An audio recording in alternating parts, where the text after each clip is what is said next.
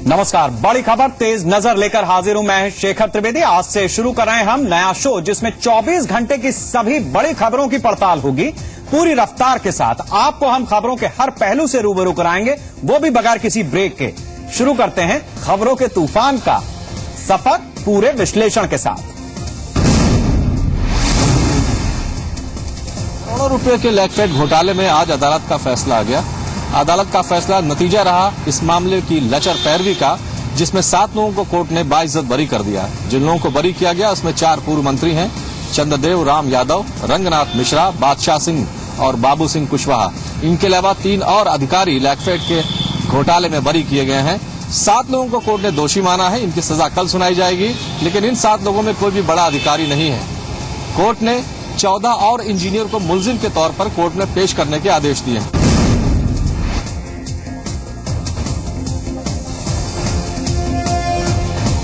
कर दिया है। इसके अलावा 7 लोगों को सजा सुनाई गई है। बरी होने वालों में पूर्व मंत्री बाबू सिंह कुशवाहा, रंगनाथ मिश्र, बादशाह सिंह और चंद्रदेव राम यादव शामिल हैं। आपको बता दें कि ये घोटाला 200 से 250 करोड़ के बीच का है। हालांकि कई अधिकारियों का मानना है कि ये रकम बढ़ भी सकती है। घोटाले में बड़ी रकम के हेरफेर का खुलासा अगस्त 2012 में हुआ था, जब मामले की जांच कर रही पुलिस टीम ने पूर्व महाप्रबंधक पंकज त्रिपाठी को रिमांड पर लेकर छापेमारी की थी। बदायूं में किसानों को बीज और खाद बांटने वाली संस्था यूपी कोऑपरेटिव फेडरेशन में बड़ा घोटाला सामने आया है। किसानों को सहकारी संस्था से मिलने वाले बीज मुहैया नहीं कराए गए। अधिकारियों से कई बार किसानों ने इस बारे में शिकायत की, बावजूद इसके किसानों को समय रहते बीज नहीं बांटे गए। इसके बाद मजबूरी में किसानों ने बाजार से बीज खरीद कर फसल बोई। बताया जा रहा है कि बदायूं में यूपी कोऑपरेटिव फेडरेशन के कर्मचारियों की मिलीभगत से लाखों का बीज घोटाला हुआ। किसानों को नुकसान के साथ साथ सरकारी राजस्व को भी करीब 1.5 करोड़ की चपत लगी। वहीं आला अधिकारी निष्पक्ष जांच के बाद दोषियों के खिलाफ कड़ी कार्रवाई का भरोसा दे रहे हैं। ये बीज किसान तक नहीं पहुंचा, न गोदामों तक आया। ये पीसीएफ का बहुत बड़ा घोटाला। खाद में भी पीसीएफ का बहुत बड़ा घोटाला किया गया, इसमें भी करोड़ों रुपए का घोटाला है। हम ये मांग करते हैं इसकी निष्पक्षता से जांच होनी चाहिए और बीज का साथ जिस तरीके का ये कार्यक्रम खेला गया, खेल खेला गया 1.5 करोड़ का, समझ लो कि किसानों के साथ कितना बड़ा नुकसान हुआ है। उत्तराखंड के स्वास्थ्य महकमे में टैक्सी बिलों के फर्जीवाड़े के मामले में आखिरकार मुकदमा दर्ज कर लिया गया है। ये मामला देहरादून की नगर कोतवाली में दर्ज किया गया है। मुख्यमंत्री ने इस पूरे मामले का संज्ञान लेते हुए भविष्य में इस तरीके के गबन घोटाले अन्य विभागों में न हो, सख्त लहजे में दिशा निर्देश दिए हैं। अब देखना होगा कि आने वाले समय में मुख्यमंत्री की हिदायत अन्य विभागों पर कितना असर डालती है।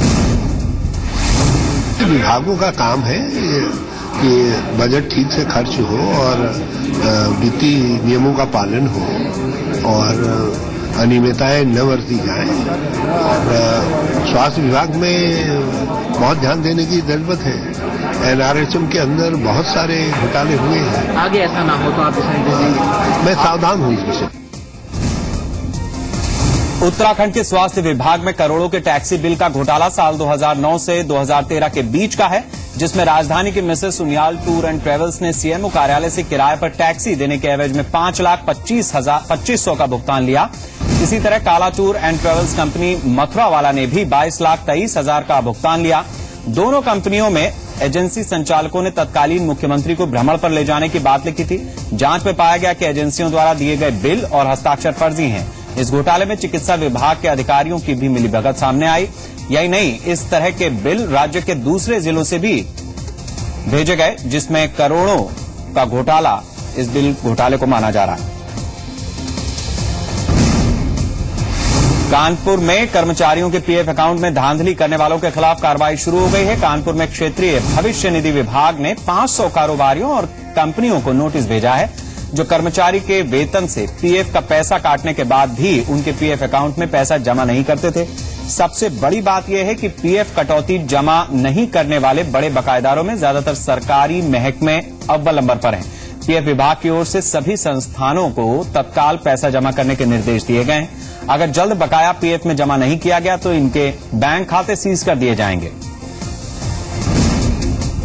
ये लगभग हम लोग के 2 टाइप के हैं, एक करंट डिमांड में है और एक एरिया डिमांड में है। तो लगभग 2 से ऐसी एस्टेब्लिशमेंट जो करंट डिमांड में है, जो डिफॉल्टर है, उनको हमने अभी ऑलरेडी नोटिस जारी कर दिया है। जो एरिया डिमांड में है उसमें लगभग 297 ऐसी इस्टेब्लिशमेंट है जिसमें हमने नोटिस अभी जारी कर दिया है। और ये जो फरवरी का महीना है, ये ईपीएफओ ने स्पेशल रिकवरी ड्राइव इसको चुना है। के बावजूद कर्मचारियों और श्रमिकों के अकाउंट में पीएफ डिपॉजिट न करना अब कई महकमों को भारी पड़ सकता है, क्योंकि पीएफ डिपार्टमेंट ने 500 से ज्यादा डिफॉल्टरों को नोटिस जारी किया है। लेकिन इसमें हैरान कर देने वाली बात यह है कि सबसे बड़े डिफॉल्टर सरकारी महकमे ही हैं। इन्हें 28 फरवरी तक अकाउंट में पीएफ डिपॉजिट करने के निर्देश जारी किए गए हैं और अगर ऐसा नहीं हुआ तो इन महकमों के खिलाफ कड़ी कार्रवाई हो सकती है। उधर अल्मोड़ा के पोखरखाली स्थित पोस्ट ऑफिस में लाखों का फर्जीवाड़ा सामने आया। लोगों के मुताबिक उनकी पासबुक में एंट्री की गई, लेकिन 2012 के बाद से लेजर और कंप्यूटर में डेटा उपलब्ध नहीं है। लोगों का आरोप है कि पोस्ट ऑफिस की एक महिला कर्मचारी ने इस घोटाले को अंजाम दिया और फरार हो गई। बताया जा रहा है कि ये फर्जीवाड़ा 50 लाख रुपए से ऊपर का हो सकता है। उधर डाक विभाग का कहना है कि मामले की जांच जारी है और दोषियों के खिलाफ सख्त कार्रवाई की जाएगी। इसमें लाखों का, मेरे ख्याल से 50 लाख से ऊपर का इन्होंने घोटाला कर रखा है। सारी महिलाएं और सारे पुलिस और मोहल्ले वाले सारे परेशान हैं। कई पासबुक लेके गई हुई हैं और कई में इंट्रियम ज्यादा है और यहाँ कंप्यूटर में पैसा नहीं चढ़ा हुआ है। सारे यहाँ पे जितने लोग हैं परेशान हो रहे हैं और उस महिला को ढूंढने की कोशिश कर रहे हैं, वो महिला फरार है। मैं अपनी पासबुक लेकर के यहाँ आया तो मुझे पता चला कि वो 68,000 में से केवल यहाँ पे 37,000 जो है वो जमा है। बाकी पैसा मेरी पासबुक में नहीं है। मैं 3 से 4 दिन यहाँ पे आ चुका हूँ, लेकिन उसमें कोई अमल नहीं लिया किया जा रहा है। हमने इंस्पेक्टर को ऑर्डर कर दी कि वहाँ पर वो जांच करें और अभी इंस्पेक्टर की तरफ से कोई ऐसा वो नहीं आया कि कितना है, क्या लॉस कितना हुआ क्या करके, ऐसा कोई रिपोर्ट नहीं आई। लेकिन हमारे इंस्पेक्टर अल्मोड़ा ईस्ट जो है उस इंक्वायरी को कर रहे हैं। जैसे रिपोर्ट जाएगी तो हम उस पर डिसिप्लिनरी एक्शन या जो भी वैधानिक कार्रवाई होगी उसको करेंगे। बीजेपी सांसद योगी आदित्यनाथ के विवादित बयान से वाराणसी का संत समाज नाराज हो गया है। गंगा महासभा और अखिल भारतीय विद्युत परिषद ने बयान का विरोध किया है और कहा है कि ऐसे बयान पीएम के संसदीय क्षेत्र के विकास की राह में रोड़ा बनेंगे। इतना ही नहीं, विद्युत परिषद ने सलाह दी है कि ऐसे बयान देने के बजाय विकास कार्यों पर फोकस करें। गंगा महासभा भी बीएचपी के इस रुख से अलग है और काशी विश्वनाथ मंदिर को लेकर राजनीति न करने की सलाह दे रही है।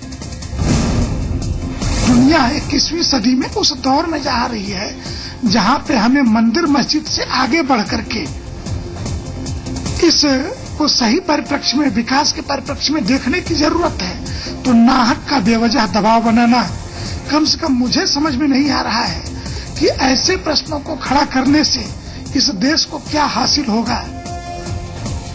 काशी में सब लोग जानते हैं कि यहाँ के सांसद के रूप में नरेंद्र मोदी जी हैं, जो वर्तमान में प्रधानमंत्री हैं।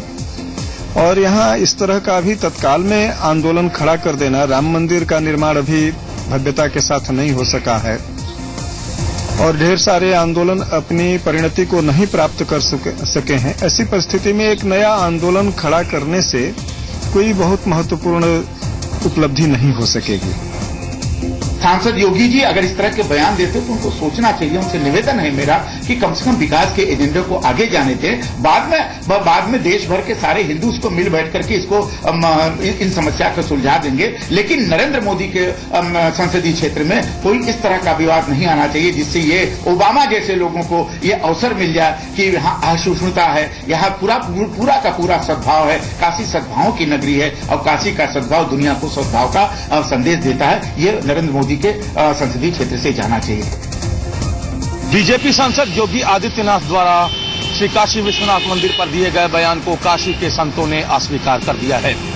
संत समाज का कहना है कि न तो ये जगह और न ही ये समय इस बयान के अनुकूल है और बयान देते समय वीएचपी और योगी आदित्यनाथ को इस बात का ख्याल रहे कि प्रधानमंत्री पर अनावश्यक दबाव न पड़े। वाराणसी पीएम नरेंद्र मोदी की कॉन्स्टिट्यूएंसी है और यहां से दिए गए बयान का दूरगामी असर होता है और ऐसे समय में जब पूरा विश्व हमारे धार्मिक सहिष्णुता पर प्रश्न चिन्ह लगा रहा है, ऐसे समय में ऐसे बयान देकर प्रधानमंत्री को प्रभावित करने की कोई भी कोशिश संत समाज को स्वीकार नहीं हो सकता। यूपी में स्वाइन फ्लू का खतरा बढ़ता जा रहा है। राजधानी लखनऊ में सबसे ज्यादा मामले सामने आए हैं। 4 नए मरीजों में H1N1 वायरस की पुष्टि के बाद ये संख्या बढ़कर 40 हो गई है। रोज सामने आते मामलों ने जहां शहर में हड़कंप मचा दिया है, वहीं स्वास्थ्य विभाग को भी कड़े कदम उठाने पे मजबूर कर दिया है। यूपी में तेजी से स्वाइन फ्लू अपना असर दिखा रहा है। आगरा, लखनऊ, कानपुर, वाराणसी में स्वाइन फ्लू के मरीज सामने आए हैं। वाराणसी में बीते दिनों बीएचयू में कई ऐसे मरीज पहुंचे हैं जिनमें स्वाइन फ्लू के लक्षण पाए गए हैं। आपको बता दें कि स्वाइन फ्लू में खांसी, बुखार, शरीर दर्द, सिर दर्द और तेज ठंड महसूस होती है। लिहाजा ऐसे किसी भी लक्षण होने पर तुरंत डॉक्टर से संपर्क करना चाहिए। सर्दी और जुकाम को भी हल्के में लेना ठीक नहीं है, क्योंकि ये स्वाइन फ्लू की शुरुआत हो सकती है। स्वाइन फ्लू से पीड़ित मरीज के पास बिना मास्क जाना खतरे से खाली नहीं है, लिहाजा सावधानी बेहद जरूरी है। मेरठ के थाना मेडिकल क्षेत्र में छात्रा को शर्मसार कर देने वाली घटना की तस्वीरें सामने आने के बाद बौखलाई पुलिस ने आनन फानन में मामला तो जरूर दर्ज कर लिया है और 7 आरोपियों की गिरफ्तारी भी कर ली है। लेकिन सवाल अब भी यही है कि सरकारें महिलाओं की सुरक्षा का दम तो जरूर भरती हैं, लेकिन हकीकत में वह महफूज आज भी नहीं है। मेरठ में 3 फरवरी को छात्रा के साथ हुई हैवानियत के मामले में पुलिस ने 7 आरोपियों को गिरफ्तार किया है। इसमें गेस्ट हाउस मालिक सुभाष और अस्पताल मालिक तैमूर भी शामिल है। इस मामले में पुलिस ने रेप, मारपीट का केस भी दर्ज किया है। दरअसल 3 फरवरी को कुछ लोगों ने जबरन एक छात्रा के कपड़े फाड़े, मारपीट की और वीडियो बना लिया, जिसके बाद नाराज छात्रों ने हंगामा कर दिया। मेरी बहुत पिटाई करी, बहुत सारे लोग थे, बहुत मुझे मारा, मेरे कपड़े तक उतार दिए थे और मुझे गाड़ी में डाल के मेरे अपहरण करने की कोशिश की थी। एक लड़की के साथ मारपीट की गई थी और उसके मुंह पर काफी चोटें थी। जैसे ही हम लोग को इसकी सूचना मिली, उसकी तहरीर पर थाना मेडिकल में अभियोग पंजीकृत किया गया। SC/ST एक्ट 376 और कई अन्य धाराएं हैं, मारपीट की धाराएं हैं, उसमें अभियोग पंजीकृत किया गया। इस मामले की पुलिस ने जांच शुरू की और घटना के 5 दिन बाद 7 लोगों को गिरफ्तार किया है। इस मामले में पकड़े गए आरोपी खुद को बेगुनाह बता रहे हैं। मेरठ के जागृति विहार में हुए इस मामले में एक नया और सनसनीखेज खुलासा भी हुआ है। दरअसल युवती से मारपीट करने वाला गेस्ट हाउस मालिक सुभाष भारती युवती से टेस्ट ट्यूब बेबी के जरिए एक बच्चा चाहता था और जब युवती ने इससे इनकार किया तो उसे बुरी तरह मारा पीटा गया और दरंदगी की गई। आरोपी सुभाष की उम्र करीब 70 साल है और उसका एक बेटा है जो मानसिक रूप से बीमार है।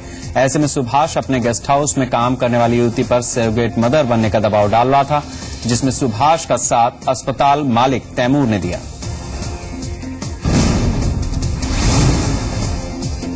रोहतक में एक लड़की से रेप और फिर कत्ल के मामले में अब सरकार भी हरकत में आ गई है। हरियाणा के डीजीपी ने रोहतक पहुंचकर अधिकारियों से जवाब तलब किया है। वहीं पुलिस का दावा है कि उसने एक आरोपी को छोड़कर बाकी सभी को गिरफ्तार कर लिया है। इस वारदात के बाद सामाजिक संगठन भी आक्रोशित हैं और लगातार प्रदर्शन कर रहे हैं। वहीं महिला आयोग ने आरोपियों को मौत की सजा देने की मांग की है। हम लोगों ने SIT बना दी है, 7 टीमें गठित की हैं। जितने भी हो सकते हैं सबूत वो इकट्ठे करने की कोशिश की जा रही है और बहुत शीघ्र जो कल्प्रिट हैं उनको पकड़ करके और उनके ऊपर जो भी कार्रवाई होगी की जाएगी। आपको बता दें कि अपनी बहन के घर आई नेपाली मूल की एक मंदबुद्धि युवती 1 फरवरी को लापता हो गई थी, जिसके बाद 4 फरवरी को उसका शव खेत में मिला। हत्या के पहले लड़की के साथ दिल्ली गैंगरेप से भी ज्यादा दरिंदगी की गई थी। पोस्टमार्टम रिपोर्ट में लड़की के शरीर से 13 सेंटीमीटर लंबा पत्थर पाया गया था। मामला सामने आने के बाद रोहतक पुलिस सोती रही, लेकिन जब लोगों का गुस्सा भड़का तब जाकर मामले में कार्रवाई शुरू हुई। हालांकि पुलिस के हाथ अभी भी खाली हैं। ग्रेटर नोएडा के गलगोटिया यूनिवर्सिटी के कैंपस के अंदर छात्र द्वारा किए गए सुसाइड के मामले में पीड़ित के परिजनों ने धनकोर थाना पुलिस को एक शिकायत दी है। मृतक छात्र के परिजनों का आरोप है कि उसके साथ रैगिंग की गई है या उसके साथ कुछ अनहोनी हुई है। फिलहाल पुलिस अधिकारी इस मामले में विवेचना करने की बात कर रहे हैं। ग्रेटर नोएडा के गलगोटिया यूनिवर्सिटी में MBA फर्स्ट ईयर के छात्र ने आत्महत्या कर ली थी। रंजीत नाम का ये छात्र बिहार का रहने वाला था। बीते 7 फरवरी को छात्र का शव हॉस्टल में पंखे से लटका मिला था। छात्र के कमरे से पुलिस को कुछ गोलियां भी मिली थी। मृतक छात्र के परिजनों का आरोप है कि रंजीत के साथ उसके सीनियर काफी दिनों से रैगिंग कर रहे थे, जिसकी शिकायत उसने कॉलेज प्रबंधन से भी की थी, लेकिन कोई कार्रवाई नहीं हुई। आखिरकार रंजीत ने आज ही जाकर आत्महत्या कर ली। पुलिस की दलील थी कि छात्र ने डिप्रेशन में आकर आत्महत्या की है, लेकिन अब परिजनों के आरोप के बाद पुलिस ने केस दर्ज कर लिया है। मानवाधिकारों की रक्षा की दुहाई देने वाली यूपी पुलिस तब सवालों के घेरे में आ गई जब कानपुर में पुलिस चौकी के बाहर ही मानवाधिकारों को रौंद दिया गया। यहाँ एलर्ट पुलिस चौकी के सामने एक मानसिक रूप से विक्षिप्त युवक को घंटों बांध कर रखा गया। इस दौरान युवक चिल्लाता रहा, लेकिन यूपी की रक्षक पुलिस का दिल नहीं पसीजा और कई घंटे तक युवक को हाथ पैर बांध कर रखा गया। इस युवक का कसूर सिर्फ इतना था कि उसने कार का शीशा तोड़ दिया था और इस बात का उसे कोई इल्म भी नहीं था। हमारे देश का कानून किसी भी मानसिक रूप से बीमार शख्स को सजा देने की मान्यता नहीं देता, लेकिन कानपुर पुलिस खुद ही जज भी बन गई, सजा भी दे दी। गाजियाबाद पुलिस के उस समय होश उड़ गए जब आबकारी इंस्पेक्टर वरुण कुमार ने एक शिकायत दी कि शराब तस्करों का पीछा करते समय उन्हें गोली मार दी गई और फिलहाल उनका जो इलाज है एक निजी अस्पताल में चल रहा है। हालांकि पुलिस ने इस पूरे मामले की जांच के बाद इसको पूरी तरीके से फर्जी करार दे दिया है, लेकिन हालांकि दोनों ही पक्ष अपनी अपनी बातें बोल रहे हैं, लेकिन सच क्या है ये जांच के बाद ही पता चलेगा। गाजियाबाद में आबकारी इंस्पेक्टर को कथित तौर पर गोली मारने का मामला झूठा निकला है। गाजियाबाद के एसएसपी धर्मेंद्र सिंह के मुताबिक इंस्पेक्टर को गोली किसी बदमाश ने नहीं मारी थी, बल्कि उसे गोली एक शादी समारोह में उस वक्त लगी जब वो शराब पीकर डांस कर रहा था। आबकारी इंस्पेक्टर ने खुद को बचाने के लिए झूठी कहानी बनाई थी और शराब माफिया पर गोली मारने का आरोप लगाया था। आकस्मिक रूप से ये घटना घटित हुई है। इसमें इन्हें ये जानकारी नहीं थी कि इस तरह से कोई भी वेगनार साथ में लगी हुई है और इसमें अन्य लोग बैठे हुए। ये घटना आकस्मिक हुई है। आपको बता दें कि आबकारी इंस्पेक्टर वरुण ने दावा किया था कि शराब से भरे ट्रक का पीछा करते वक्त बदमाशों ने उसके ऊपर हमला कर दिया था। फिलहाल वरुण की हालत गंभीर बताई जा रही है। उत्तर प्रदेश से जुड़ी 58 विभूतियों को आज यहाँ यश भारती, अहिल्याबाई और रानी लक्ष्मीबाई वीरता पुरस्कार से सम्मानित किया गया। यश भारती पुरस्कार का महत्व समाजवादी पार्टी के लिए इसलिए भी ज्यादा है क्योंकि खुद मुलायम सिंह यादव ने 1994 में इस पुरस्कार की स्थापना की थी। ये पहला ऐसा पुरस्कार है जो उत्तर प्रदेश से जुड़ी हुई तमाम विभूतियों को, हस्तियों को उनके कार्यक्षेत्र में अच्छा काम करने के लिए दिया जाता है। आज का ये माहौल और भी ज्यादा खूबसूरत होता अगर मुलायम सिंह यादव खुद एक IAS अधिकारी की खुले मन से तारीफ न करते। उनकी ये तारीफ कुछ लोगों को खटकी जरूर होगी। लखनऊ में आज 56 हस्तियों को यश भारती सम्मान से नवाजा गया। मुख्यमंत्री अखिलेश और एसपी अध्यक्ष मुलायम सिंह यादव ने 2013-14 के लिए 22 और 2014-15 के लिए 34 हस्तियों को सम्मानित किया। इस मौके पर सीएम अखिलेश यादव ने कहा है कि नौजवान इन प्रतिभाओं से प्रेरणा ले। तो एसपी अध्यक्ष मुलायम सिंह यादव ने कहा कि लोक कलाकारों का सम्मान जरूरी है। साथ ही मुलायम सिंह ने प्रमुख सचिव अनीता सिंह की तारीफ की। आपको बता दें कि रेशम फातिमा को लक्ष्मीबाई वीरता पुरस्कार से मुलायम ने सम्मानित किया है। यश भारती सम्मान प्रदेश में संगीत, साहित्य, क्रीड़ा, ललित कला सहित अन्य क्षेत्र में विशिष्ट योगदान करने वालों को दिया जाता है। यश भारती सम्मान मुलायम सिंह यादव ने 1995 में शुरू किया था। तब से आज तक 85 हस्तियों को यह सम्मान दिया जा चुका है। अंग्रेजी अखबार इंडियन एक्सप्रेस की एक रिपोर्ट ने तूफान खड़ा कर दिया है। अखबार के मुताबिक उसकी एक्सक्लूसिव जांच में 1195 भारतीयों का पता चला है जिन्होंने अपना पैसा HSBC बैंक में जमा किया है। इसमें नेताओं के अलावा टॉप बिजनेसमैन, डायमंड व्यापारी और NRI शामिल हैं। इन लोगों के खाते में 25,420 करोड़ रुपए जमा हैं। रिपोर्ट के मुताबिक स्विस लीक्स नाम के इस खुलासे में वो सारे दस्तावेज लीक हो गए हैं जो सालों से रहस्य बने हुए थे। 2006 से 2007 के बीच हुई बैंकिंग की लेनदेन की सूचनाएं भी इस खुलासे में हैं। स्विस बैंक HSBC में भारतीय अकाउंट होल्डर्स के नाम और जमा रकम को लेकर नया खुलासा हुआ है। अंग्रेजी अखबार द इंडियन एक्सप्रेस के मुताबिक इस बैंक में 1195 भारतीयों के बैंक अकाउंट हैं। इसमें देश की कई राजनीतिक हस्तियों, बिजनेस टाइकून, हीरा व्यापारी और NRI के नाम शामिल हैं। ब्लैक मनी पर इंडियन एक्सप्रेस के खुलासे के बाद जहां विपक्ष ने सरकार पर हमले तेज कर दिए हैं, वहीं सरकार ने भी इस पर सफाई दी है। वित्त मंत्री अरुण जेटली का कहना है जो भी नए नाम निकलकर सामने आए हैं उनकी भी जांच की जाएगी। उन्होंने ये भी कहा कि भारत सरकार लगातार स्विस सरकार के संपर्क में है। अरुण जेटली का कहना है कि जिन 350 नामों की सरकार ने पहचान की है उन पर पेनाल्टी की कार्रवाई की जा रही है। अंग्रेजी अखबार के खुलासे के बाद वित्त मंत्री अरुण जेटली का बयान भी सामने आया है। उनके मुताबिक जिन लोगों के नाम सामने आए हैं उनकी प्रामाणिकता की जांच की जाएगी। वित्त मंत्री के मुताबिक काले धन के मामले में 60 मुकदमे पहले ही शुरू किए जा चुके हैं, जबकि 350 से ज्यादा खाता धारकों से जुर्माना वसूलने की कार्रवाई शुरू की जा चुकी है। देश के कई राज्यों में नक्सल समस्या को जड़ से खत्म करने के लिए आज केंद्रीय गृह मंत्रालय ने एक बैठक बुलाई थी, जिसमें केंद्रीय गृह मंत्री राजनाथ सिंह समेत तमाम केंद्रीय मंत्रियों और संबंधित राज्य के मुख्यमंत्रियों ने भाग लिया। बैठक में विकास के जरिए नक्सल समस्या को खत्म करने का रोड मैप तैयार किया गया और यह आदेश भी दिए गए कि अगर संबंधित क्षेत्र में के विकास कार्य करने में कोई भी अगर बाधा आड़े आती है तो संबंधित विभाग शिथिलता बरतेगा। अब देखना ये होगा कि इस सारी कवायद का असर जमीनी स्तर पर कब दिखाई देगा। वर्ल्ड कप के शुरू होने में अब सिर्फ 5 दिन बाकी हैं, लेकिन टीम इंडिया की मुश्किलें खत्म होने का नाम नहीं ले रही। पहले ईशांत शर्मा की टीम से बाहर होने के बाद अब पहले ही प्रैक्टिस मैच में टीम इंडिया को मिली हार ने कप्तान महेंद्र सिंह धोनी को सोचने पर मजबूर कर दिया है।